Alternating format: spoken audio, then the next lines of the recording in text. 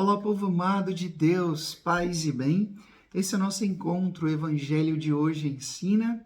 Seja muito bem-vindo, seja muito bem-vinda a esse nosso encontro. Eu convido você a permanecer comigo aqui todos os dias, durante esses minutinhos que você para e você dá ao Espírito Santo uma oportunidade para que ele venha falar ao teu coração. Eu sou muito feliz com a partilha de vocês, os comentários, as mensagens no direct que vocês mandam para mim. E se você ainda não me segue, passe a seguir aqui no Instagram. Se você ainda não é inscrito no canal do YouTube, se inscreva, divulgue, compartilhe, porque assim você estará sendo um missionário, uma missionária junto comigo nesse empenho de levar a palavra de Deus a tantos corações. Quero convidar você a agora abrir a sua Bíblia e acompanhar comigo o Evangelho de hoje, Marcos capítulo 2, do versículo 18 até o versículo 22, que diz assim: Naquele tempo, os discípulos de João Batista e os fariseus estavam jejuando.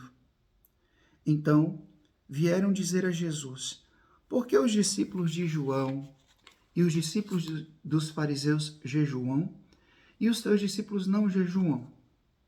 Jesus respondeu: Os convidados de um casamento poderiam, por acaso, fazer jejum enquanto o noivo está com eles? Enquanto o noivo está com eles, os convidados não podem jejuar. Mas vai chegar o tempo em que o noivo será tirado do meio deles. Aí então eles jejuarão. Ninguém põe um remendo de pano novo numa roupa velha, porque o remendo novo repuxa o pano velho e o rasgão fica maior ainda. Ninguém põe um vinho novo em odres velhos, porque o vinho novo arrebenta os odres velhos, e o vinho e os odres se perdem. Por isso, vinho novo em odres novos. Palavra da salvação. Glória a vós, Senhor. Povo amado de Deus, hoje nós nos encontramos aqui diante desse relato do Evangelho de São Marcos a respeito da prática do jejum. Nós sabemos que a prática do jejum é algo que é realizado em praticamente todas as religiões. Por quê? O jejum é simplesmente deixar de comer? Não, claro que não. Isso pode até ser uma mortificação, ou então uma dieta, né? Você quer cuidar um pouco mais da sua saúde física. Hoje está na moda o jejum intermitente, de passar 12, 14, 18 horas sem comer. Ok, mas a motivação é outra. A intenção é outra. O jejum, o se privar de comer, de beber, de fazer alguma coisa, por isso que não existe só a prática do jejum deixar de comer, existem outras formas de jejuar, é um exercício espiritual e que tem um grande poder. Veja que uma vez alguns discípulos chegaram para Jesus e disseram: olha, a gente tentou expulsar aquele demônio e a gente não conseguiu. E Jesus disse: esse tipo de demônio só é possível retirar com a prática do jejum, da oração. Então, o exercício de se privar de algum alimento, de alguma bebida, deve estar ligado a um espírito de oração. O que parece aqui é que os discípulos de João Batista e também os fariseus, eles praticavam o jejum e isso era uma coisa muito boa. Só que depois de um tempo, parece que se tornou apenas uma prática religiosa vazia, vazia de sentido. Fazer por fazer.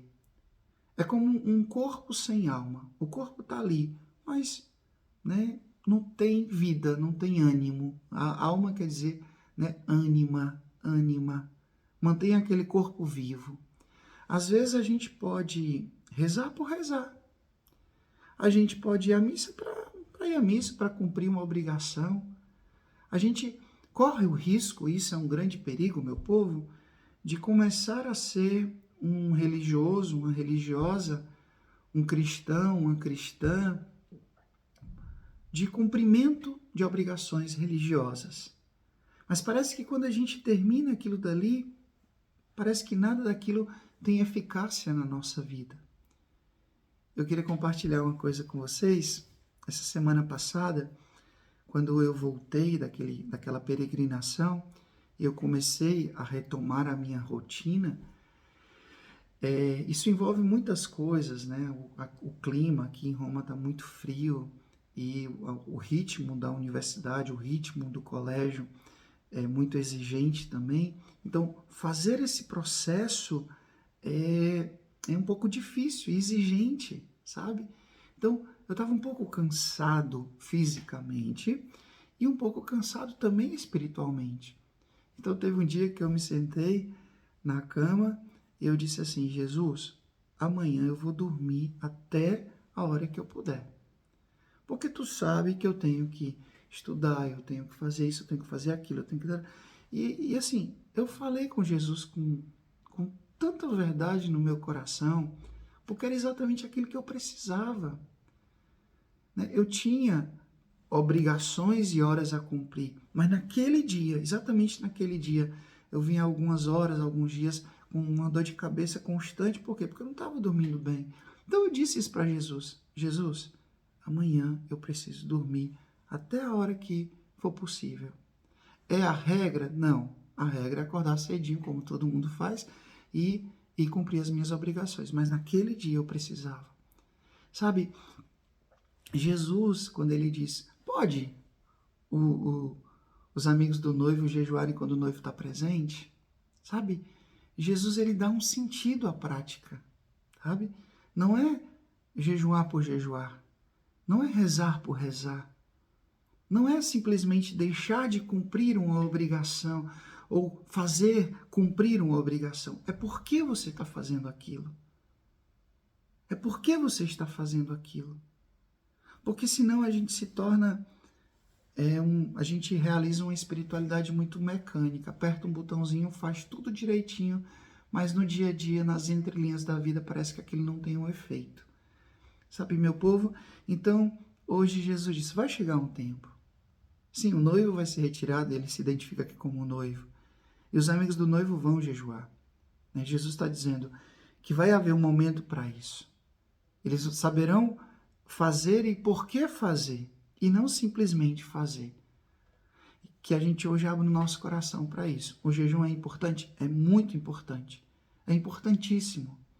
Porque você aprende a se conhecer também, a se dominar também. Eliminar o açúcar da nossa vida, o sal, o óleo, é muito difícil. No aspecto mesmo neurológico, eu conversava isso com uma pessoa esses dias, como é difícil a gente cortar o açúcar da nossa vida, né? Como é difícil. Mas existem os benefícios, e para poder chegar a esse benefício, existe o processo. Que a gente possa realizar as nossas práticas espirituais, mas sabendo por que estamos fazendo. Não simplesmente fazer por fazer. É preciso a gente ter consciência. Eu estou realizando esse gesto aqui. Eu estou indo à missa não para cumprir simplesmente uma obrigação, mas para celebrar o mistério da presença de Jesus ali na Eucaristia. Celebrar, estar em comunhão com os meus irmãos. Agradecer, louvar, bendizer, saber por que estamos fazendo. Você não vai para a missa simplesmente para cumprir uma obrigação. Você vai para celebrar. O padre preside, mas você também celebra. Então, saiba por que você está realizando esse gesto. Peçamos a Deus, ao Espírito Santo, que venha nos iluminar no nosso processo de santificação, de realização dos nossos deveres religiosos. O Senhor esteja convosco, Ele está no meio de nós. Que Deus Todo-Poderoso vos abençoe. Ele que é Pai, Filho, Espírito Santo. Deus nos dê o céu, paz e bem. Curta, comente, compartilhe esse vídeo e faça essa palavra alcançar mais e mais corações. Até amanhã, se Deus quiser.